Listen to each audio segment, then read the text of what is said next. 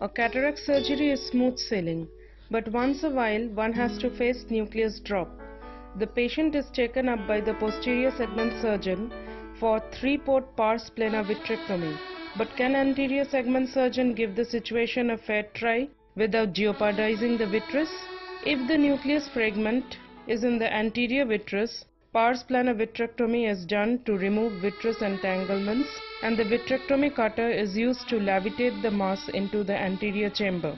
If the nuclear mass is in the mid-vitreous, then vitrectomy is done to make it free from vitreous entanglements.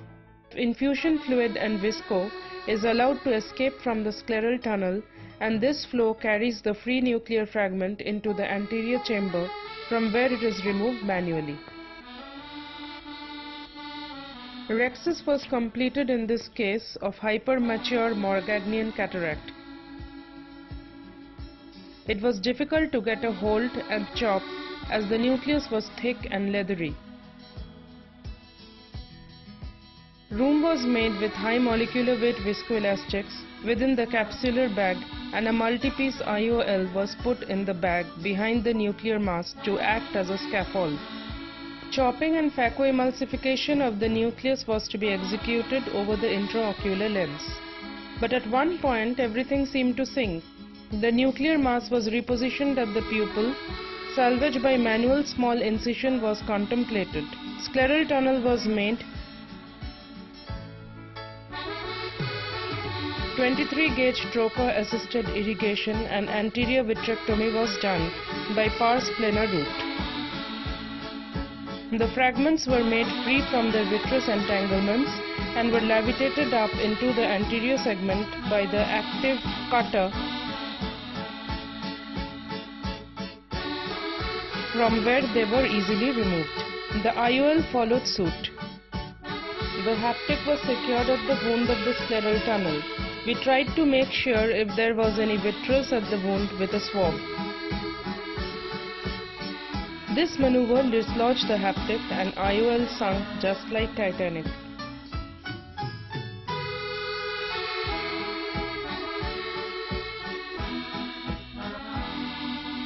The infusion was put on and the viscoelastic inside the globe was drained through the scleral tunnel. The IOL could be sighted in the mid-vitreous, and ahoy, the fish has come on its own. It was retrieved and repositioned at the sulcus. A 10-0 suture was used to secure the scleral tunnel.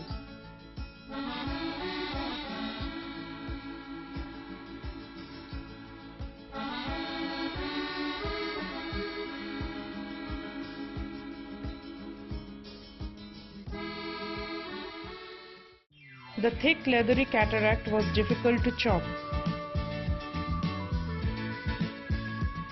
The posterior capsule developed a rent.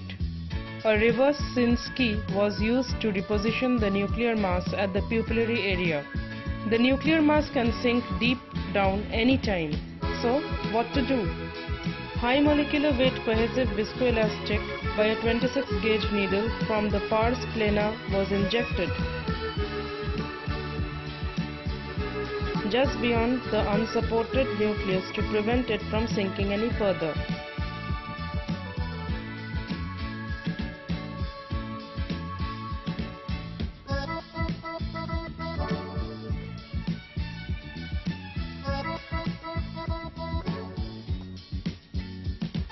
Nuclear fragments were freed from vitreous and levitated up into the anterior segment from where they were removed by viscoexpression. IOL was placed at the sulcus. This is a typical posterior polar cataract. Direct chop was attempted, but there was rent already.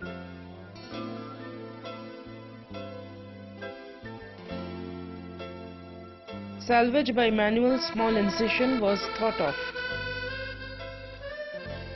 The part of the nucleus in the anterior chamber was removed by Rhexis. Pars plana anterior vitrectomy was done with the infusion on. The nuclear fragment could be seen somersaulting in the vitreous, so there can't be any vitreous with it. The same vectors was used to remove the lost chunk.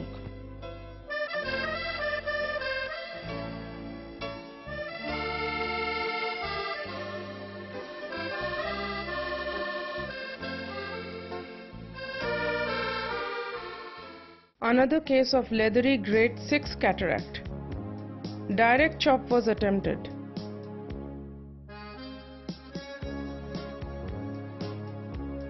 At this point, phaco seemed impossible, as posterior capsule was violated.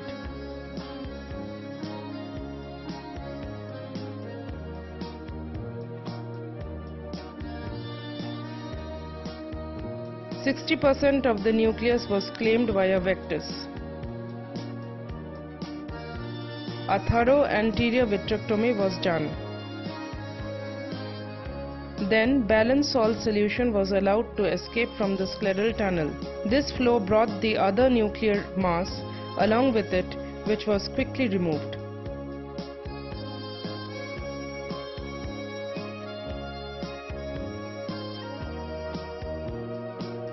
IOL was placed in the sulcus and captured below the rhexis margin.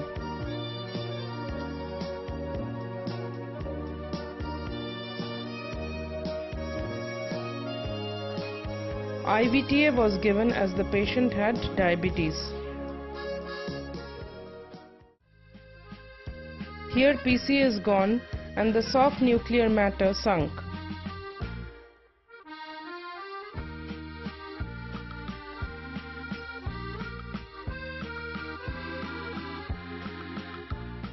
.23 gauge trocar was used for irrigation and 20 gauge vitrectomy was done from the nimbus. The flow of balanced salt solution from the trocar to the scleral tunnel carried the nuclear fragments along.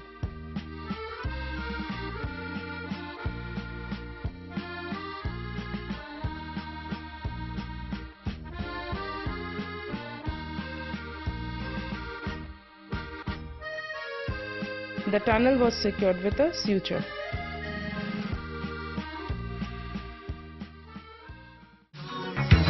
So go seek, don't let the grass grow under your feet. Get out, get out, get on.